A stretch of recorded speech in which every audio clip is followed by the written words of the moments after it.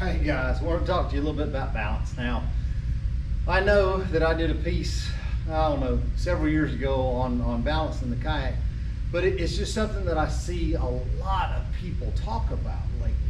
And you know, folks want to stand in a kayak, they want to stand and fish. I want to stand in a kayak. One, because to me it makes me a better fisherman. Two, it's more comfortable. If you fish all day long sitting in one spot, man, by the time you go to get out of your boat, you're not going to be able to get out of your boat. I see it all the time, especially you start hitting, you know, I turned 51 the other day, and I promise you, sitting all day long in a kayak, if I go to get out, it is not going to be pretty if I don't stand sometime during that day. So just stand and stretching those muscles, moving your legs, you know, things like that. But I like it because I want to stand up to see either where I'm fishing, I want to see the stumps that I need to be throwing at, or a lot of times targeting individual fish, you know, sight fishing. So I want to be able to stand in my boats, and by doing that I had to train because I wasn't overly stable, and I did have a lot of issues with balance. The more that I've done the stuff, the things that were in my other video, and I've got them with me here, I mean, this is a super simple balance aid, really cheap from Amazon, and all it does is you just pick up your disc in the middle and try to stay, you know, centered, and then as you get better with this part, it has a little advanced, you know, thing that goes on the bottom of it to raise you up a little bit more, raise your center of gravity, makes it a little bit more interesting, a little bit more difficult. Now, my favorite, you know, I went over to the endo board. Now, this thing can kill you. You got to watch out because you could definitely do some damage on the endo board. The one thing I love about this type of board is it totally replicates what I need to be doing in a kayak. You know, and once I get up on it without hurting myself, but once you get up on it, I mean, you could see plainly that this is the motion that I'm worried about in the kayak.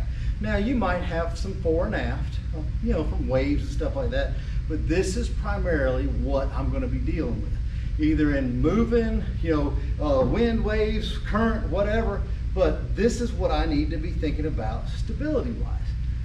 You also see stability-wise, what I've got to worry about is being loose from here down. So you got to get it down to where this is the part that's moving.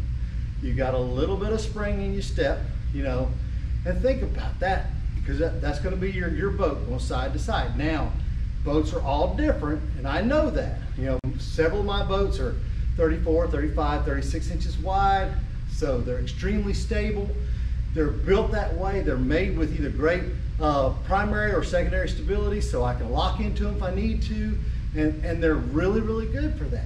But even if your boat isn't built the best for stability, the more comfortable you are in stability, the more comfortable you are in standing in one, I mean, it's just going to make your day much better. For the longest time, I could not stand in the Jackson boats and fish. I could stand and paddle, but I was totally rigid, you know, and if any movement or whatever, I was gonna swim, and that was the way it was. But after a while, I got to where, you know what, I stand, I throw a cast net, I shoot a bow, I do a lot of stuff out of our boats, and it's honestly because I put in the work to balance better. And it can be as simple as running, you know, a piece of conduit under a 2x4. Now, don't get hurt. I mean, because this stuff can shoot up from underneath you, and you can get hurt. So please don't get hurt. But think about it on your balance. Put it on. Put a 2x4 over top of another 2x4 just to see what it feels like going back and forth, kind of balance back and forth. At least that way you'd have a little stable spot in the middle, then lean it back and forth. Just try to get a little motion. Another really good one is a Pilates move that my wife does, and it's just kind of, you know, toe on the ground, going down, touch your toe, coming back up. Just learning that little bit, and what it's doing is it's working your ankles, working all your muscles. Everything in there is trying to keep you stable.